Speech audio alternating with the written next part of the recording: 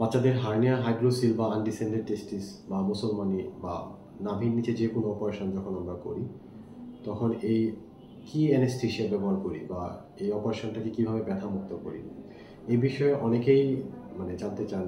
অনেক বাবা মার অনেক প্রশ্ন থাকে, বিশেষ করে এই অ্যানেস্থেশিয়া সম্পর্কে তারা অনেক ভয়ে থাকেন। তো আজকে আমরা এই ব্যাপারটাতে একটু ডিটেলস আলোচনা করতে চাই যে আমরা যে অ্যানেস্থেশিয়াটা ব্যবহার করি এটা বিশ্বের সব জায়গায় সব দেশে ব্যবহার করা হয়।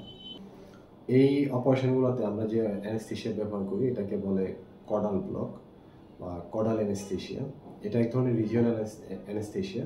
এই অ্যানেস্থেশিয়াতে বাচ্চার কোমরের নিচ থেকে, বিশেষ করে নাভির নিচ থেকে এই পুরোপুরি অবশ হয়ে যায়। এখন এই কডাল অ্যানেস্থেশিয়া কীভাবে দেওয়া হয়? কডাল অ্যানেস্থেশিয়াটা দেওয়া হয় যে বাচ্চার কোমরের একেবারে নিচের অংশে, পায়খানা রাস্তার ঠিক উপরে আমরা একটা ইঞ্জেকশন দিই। যখন আমরা এই ইঞ্জেকশনটা দিতে চাই, এই ইঞ্জেকশনটা দিতে হয় একদম খুব সূক্ষ্মভাবে একটা নির্দিষ্ট জায়গায়। যদি এই নির্দিষ্ট জায়গায় ইঞ্জেকশনটা না দেওয়া যায় তাহলে এই অ্যানেস্থেশিয়ার ওষুধটা কাজ করবে না, বরং উল্টো অনেক সময় ক্ষতির সম্ভাবনা হয়। যার ফলে এই ইঞ্জেকশনটা দেওয়ার সময় বাচ্চা একদম কাম অ্যান্ড কোয়াইট থাকতে হবে, যেন বাচ্চার পজিশনটা আমরা সঠিকভাবে মেনটেন করতে পারি। এই জন্য আমরা প্রথমে যেটা করি, আমরা বাচ্চার হাতে একটা ক্যানুলা করি। ক্যানুলা করার পরে আমরা তাকে একটা ইঞ্জেকশন দিই। যে ইঞ্জেকশনটা দিই, আমরা সবচেয়ে কমন যে ইঞ্জেকশনটা ব্যবহার করি সেটা হচ্ছে প্রোপোফল। প্রোপোফল হচ্ছে একটা ইন্ট্রাভেনাস বা আমরা বলি আইভি অ্যানেস্থেটিক ড্রাগ।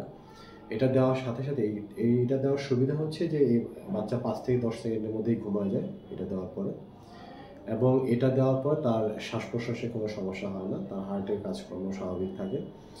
যার ফলে আমরা এই বাচ্চা যখন ঘুমায় যায় তখন আমরা বাচ্চাটাকে এই কডাল অ্যানেস্থেশিয়া দেওয়ার জন্য পজিশন করে তাকে ঠিক ওই সূক্ষ্মভাবে ওই কডাল স্পেস যেটা বলে পায়খানা রাস্তার ঠিক উপরে, সেখানে ইঞ্জেকশনটা দেওয়া হয়।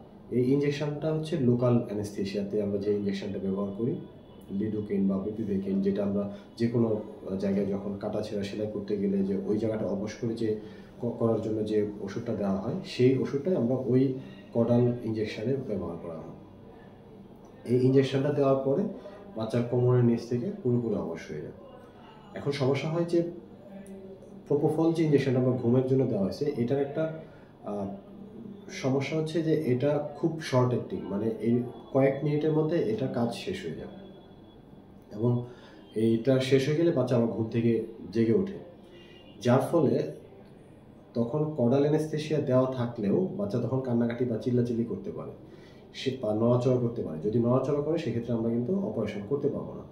সেই জন্য আমরা যেটা করি সেটা হচ্ছে যে আমরা এই যে ঘুম যেটা, এটা আমরা মেনটেন করি ইনহেলেশনাল অ্যানেস্থেটিক, আমরা যেটা বলি গ্যাস দিয়ে। আমরা এই ক্ষেত্রে এখন যেটা আমরা ব্যবহার করি সেটা হচ্ছে আইসোফ্লোরিন গ্যাস ব্যবহার করি। এই আইসোফ্লোরিন গ্যাসটা এটা অনেক সেফ। আপনারা জেনে থাকবেন যে কিছুদিন আগে হেলোথেন নিয়ে একটা সমস্যা হয়েছে, তো আমরা হেলোথেন যে গ্যাসটা এটা ব্যবহার করি, আমরা এখন যেটা সেফ, যেটা রিকমেন্ডেড, WHO রিকমেন্ডেড, সেটা হচ্ছে আমরা আইসোফ্লোরিন গ্যাসটা ব্যবহার করি। এই আইসোফ্লোরিন গ্যাসটা যতক্ষণ অপারেশন চলে ততক্ষণ এই আইসোফ্লোরিন গ্যাসটা ব্যবহার করা হয়, সাথে অক্সিজেন দেওয়া হয়, এবং যখন অপারেশন শেষ হয় তখন এই আইসোফ্লোরিন গ্যাসের যে ইফেক্টটা সেটা যতক্ষণ থাকে ততক্ষণ বাচ্চা ঘুমায়, এবং এই গ্যাসের ইফেক্টটা যখন চলে যায় তখন বাচ্চার ঘুম ভেঙে যায়। আর কডাল যে ইঞ্জেকশনটা দেওয়া হয়েছে পায়খানা রাস্তার উপরে, সেটার ইফেক্টটা থাকে প্রায় 2 ঘন্টা। সেটার জন্য বাচ্চা প্রায় 2 ঘন্টা পা নাড়াতে পারবে না, এবং 2 ঘন্টা পর থেকে সে আস্তে আস্তে আবার স্বাভাবিকভাবে পা নাড়াতে পারে। এবং সারা বিশ্বেই এই একই প্রসিডিউরে বাচ্চাদের নাভির নিচে সব ধরনের অপারেশন করা হয়, হার্নিয়া, হাইড্রোসিল, আনডিসেন্ডেড টেস্টিস, ইভেন মুসলমানি।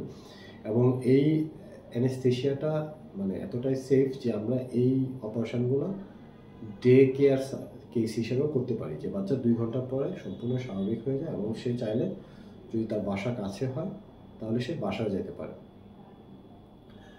তবে যেটা সমস্যা সেটা হচ্ছে যে অনেকেই মনে করেন যে আচ্ছা ছোট্ট একটা প্রসিডিউর, অল্প করে ঘুম পাড়ায় দিই বা অল্প করে অ্যানেস্থেশিয়া দিই। এই অল্প করে অ্যানেস্থেশিয়া দেওয়ার কোনো সুযোগ নেই।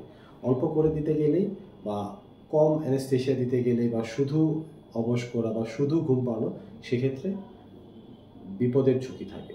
এই জন্য আমাদের প্রত্যেকটা কাজই যত ছোটই হোক আমাদেরকে সবচেয়ে বিশেষ করে যত বেশি ছোট কাজ হয়, সতর্কতা তত বেশি দরকার হয়। এজন্য আমাদেরকে সব প্রোটোকল মেনে, সব মনিটরিং করে আমাদেরকে এই অ্যানেস্থেশিয়াটা দিতে হয়। ধন্যবাদ।